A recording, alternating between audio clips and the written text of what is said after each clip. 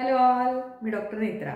आजचा आपल्या यूट्यूब चॅनलचा 100वा व्हिडिओ आहे आणि आजचा आपला विषय आहे होमिओपॅथी।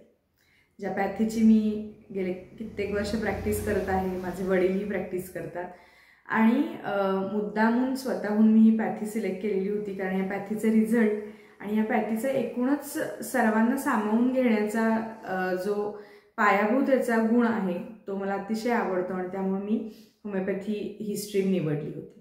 आता होमिओपॅथी म्हणजे काय, अगदी सोपं सांगू का, तर डिझायनर ड्रेस असतं। तुम्हाला माहिती आहे, आपण एखाद्या व्यक्तीला म्हणतो की अरे डिझायनर ड्रेस आहे, तिचा काहीतरी वेगळं आहे। आता डिझायनर ड्रेस म्हणजे काय असतं, एखादी व्यक्ती, त्या व्यक्तीची उंची, त्या व्यक्तीचं वजन, त्या व्यक्तीच्या स्किन कलर, तिचा हेअर कलर, हेअरस्टाईल, कोणत्या पद्धतीच्या कार्यक्रमाला जाणार आहे, कोणत्या पद्धतीचं ऑकेजन आहे, ती व्यक्ती कोणत्या पद्धतीचे कपडे उत्तम पद्धतीने कॅरी करू शकते, ह्या आणि अशा अनेक गोष्टींचा विचार करून डिझायनर अतिशय मेहनत घेऊन एक स्पेसिफिक ड्रेस त्या व्यक्तीसाठी डिझाईन करतो आणि त्या ड्रेसला आपण म्हणतो डिझायनर ड्रेस, की तो फक्त त्या व्यक्तीला बसतो, त्या व्यक्तीसाठी बनलेला असतो आणि त्या व्यक्तीला सूट करतो।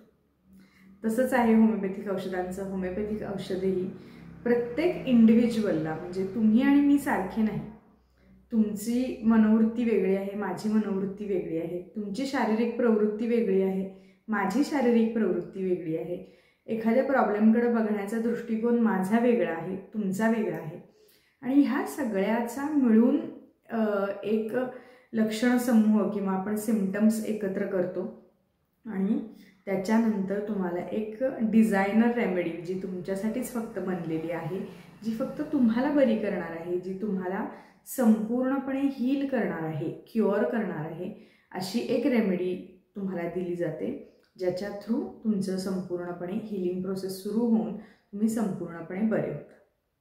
तर हे एक होमिओपॅथीचं अतिशय महत्त्वाचं वैशिष्ट्य आहे। मग याच्या जेव्हा तुम्ही असा विचार करता किंवा आपण मॉलमध्ये जातो कोणत्याही साईजचा, तर समजा एम साईज असेल, एम साईजचा एक कपडा, ब्लॅक कलरचा कपडा एम साईज घ्यायचा आहे, 1 मिनिटात तुमची खरेदी होईल। पण जेव्हा तुम्ही डिझायनर काही बनवायला जाता, स्पेशली तुम्ही you are putting some efforts in to it, तुम्हाला थोडा वेळ द्यावा लागतो। मग आता ह्याच्याबद्दल काही गैरसमज निर्माण झालेत की होमिओपॅथीमध्ये खूप वेळ लागतो केस टेकिंगला किंवा खूपच वेळ लागतो मेडिसिन्स काम करायला, तर ह्या दोन्ही गोष्टी चूक आहेत। एकीकडे आपण म्हणतो की इतर डॉक्टर आम्हाला अजिबात वेळ देत नाहीत, आमच्याशी अजिबात बोलत नाहीत, आमच्या जे प्रॉब्लेम्स आहेत ते व्यवस्थित ऐकून घेत नाहीत, आणि दुसरीकडे आपण अशी तक्रार करतो की होमिओपॅथिक डॉक्टर खूप वेळ केस टेकिंग करतात। ह्या दोन्ही चुकीच्या गोष्टी आहेत, अजिबात वेळ न देणं आणि अति वेळ काढून घेणं। एखादा होमिओपॅथ ज्याला त्याच्या पॅथीचं उत्तम ज्ञान आहे, ज्याला उत्तम प्रॅक्टिस आहे, ज्याला जाण आहे की समोरच्या व्यक्तीला कोणत्या पद्धतीचे प्रश्न विचारायचे, समोरच्या व्यक्तीकडून कोणत्या पद्धतीची माहिती सहजपणे कशी काढून घ्यायची, असा जो होमिओपॅथ असतो त्याला अगदी क्रॉनिक केसेस जरी असतील तरी जास्तीत जास्त 15 ते 20 मिनटं लागतात केस टेकिंगसाठी।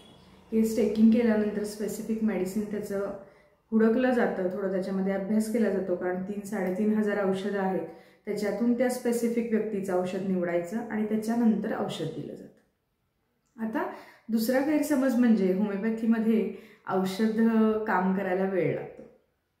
आता याच्यामध्ये मजेची गोष्ट अशी आहे की होमिओपॅथिक आणि आयुर्वेदिक या दोन्ही पॅथीसाठी मी सांगते, तुम्ही येता कधी आमच्याकडं जेव्हा तुमचा आजार संपूर्णपणे क्रॉनिक झालेला असतो, खूप जुना झालेला असतो, आता याच्यामध्ये काहीही होप्स नाही आहेत, आता कुठली इतर पॅथी काम करत नाही आहे, तेव्हा तुम्ही आमच्याकडे येता आणि त्याच्यानंतर तुमची अपेक्षा असते की आम्ही अशी जादूची कांडी फिरवावी आणि पटकन तुम्हाला बरं करावं। अर्थात हेतू आमचा तोच आहे की तुम्ही लवकरात लवकर बरे व्हा, पण त्याच्यासाठी तुम्हाला डे 1ला जेव्हा तुम्हाला त्रास सुरू होतो तेव्हा आमच्याकडे यायला लागेल।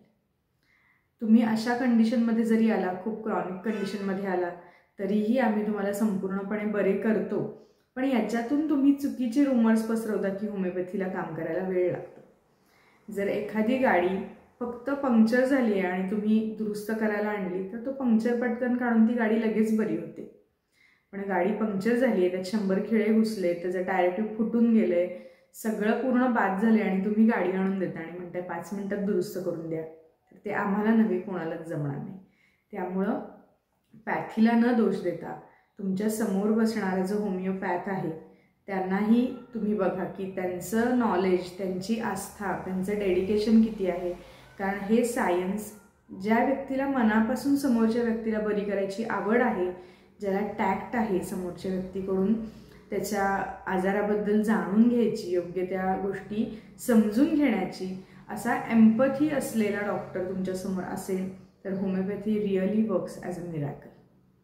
आता अनेक वेळी असं म्हणलं जातं की होमिओपॅथीमध्ये साईड इफेक्ट्स नाहीत, रिॲक्शन्स नाही. तर होमिओपॅथीचं प्रिन्सिपलच जे डॉक्टर सॅम्युएल हॅनेमॅनने ठरवलं की जंटल क्युअर आहे याच्यामध्ये, म्हणजे हळूवारपणे माणूस बरा होत जातो. म्हणजे इथं सोपी गोष्ट आहे की ज्या गोष्टीची ॲक्शन असते तर रिॲक्शनही असते. आता इथं जेव्हा रिॲक्शन येते होमिओपॅथिक औषधांमध्ये तेव्हा ती इतकी माइल्ड असते, इतकी कमी असते की सहसा ती पेशंटला जाणवत नाही, किंवा जरी जाणवली तरी स्वतःहून ते साईड इफेक्ट स्वतः कमी होतात. तर होमिओपॅथी एक संपूर्ण परिपूर्ण सायन्स आहे. पूर्वी ओरल सोर्स असायचा, हल्ली आणि अजून एक गोष्ट म्हणजे होमिओपॅथिक डॉक्टरांकडे डायग्नोसिस नसतं. अतिशय चुकीची गोष्ट आहे. होमिओपॅथिक डॉक्टर बनत असताना संपूर्णपणे मॉडर्न सायन्स सगळं शिकलं जातं. त्यामुळे डायग्नोसिस, तपासण्या, ज्या काही रेग्युलर ज्या गोष्टी इतर क्लिनिकमध्ये असतात त्याच गोष्टी इथं असतात. इथं पण त्याच पद्धतीनं चेकिंग केलं जातं, रिपोर्ट्स काढले जातात. पण फक्त औषधं वेगळी असतात, कारण ही औषधं माणसांवर प्रूव्ह केलेली असतात. त्यामुळं त्याच्यामध्ये जे सायकोलॉजिकल सिम्पटम्स आहेत किंवा डिटेलिंग जे आहे की डावाच खांदा दुखतोय, उजवाच हात दुखतोय, किंवा संध्याकाळी वाढतंय, पावसाळी हवा पडली की वाढतंय, हे जे एक्सप्रेशन्स आहेत किंवा इमोशनल चेंजेस आहेत ते जास्त ॲक्यूटली याच्यामध्ये नोंद केले जातात आणि त्याच्यामुळे ह्याची डेप्थ वाढत जाते. त्यामुळे होमिओपॅथिक डॉक्टरांकडून प्रश्न जास्त विचारले जातात. कारण अर्थातच तुमची डिझायनर रेमेडी आपल्याला काढायची आहे, स्पेसिफिक रेमेडी काढायची आहे, आणि त्याच्यासाठी तुम्ही कसे आहात आणि तुम्हाला ह्याचा स्पेसिफिक काय त्रास होतो हे आपल्याला जाणून घेणं गरजेचं असतं. तर अशी अतिशय उत्तम उपचार पद्धती आहे होमिओपॅथी की तुम्ही, माझे अनेक फॅमिलीज आहेत की जे इतर कोणतीही उपचार पद्धती वापरत नाहीत. अगदी लहान बाळापासून म्हाताऱ्या माणसांपर्यंत, अगदी कोणतीही ॲक्यूट केस असू दे, म्हणजे तापासारखी किंवा अगदी नेहमीच्या ज्या छोट्या छोट्या कारणांसाठी आपण जातो ते क्रॉनिक केसेस असू देत, त्याच्यामध्ये होमिओपॅथी डे 1 पासून काम करायला सुरू करते. अतिशय उत्तम पद्धतीनं काम करते आणि पेशंटला संपूर्णपणे बरी करते. तर होमिओपॅथी अजून वापरत नसला तर नक्की वापरून बघा. अतिशय उत्तम हा तुमच्या आयुष्यातला बदल असणार आहे की जो तुम्हाला अनेक प्रकारचे वेगळे टॉक्सिन्स तुमच्या शरीरामध्ये इंट्रोड्यूस न करता तुम्हाला बरं तर करतोच, पण तुमची इम्युनिटी पॉवरसुद्धा वाढवत जाते आणि रोगांना बळी पडण्याचं प्रमाण तुमचं अगदी दिसण्या इतपत कमी येतं. So this was all about homeopathy. नक्की तुम्ही वापरून बघा. तुमच्याजवळचे जे उत्तम होमिओपॅथ असतील त्यांच्याकडे जावा, त्यांच्याशी बोला, डॉक्टरांना प्रश्न विचारा. प्रश्न विचारायला काहीच हरकत नाही, पण अविश्वास दाखवू नका. प्रश्न विचारा, तुमच्या मनातल्या शंका सॉल्व्ह करून घ्या आणि होमिओपॅथीकडे नक्की वळा. हा तुमच्या आयुष्यातला एक सुखद आणि चांगला बदल असेल ह्याच्याबद्दल मला संपूर्णपणे खात्री आहे. So this was all about my 100th video. जर अजूनही सबस्क्राईब केलं नसेल तर प्लीज सबस्क्राईब करा. मी कधी सांगत नाही, पण हा जो माझा 100वा व्हिडिओ आहे तर सबस्क्राईब केलं तर मला अजून छान वाटेल. तोपर्यंत काळजी घ्या. बाय.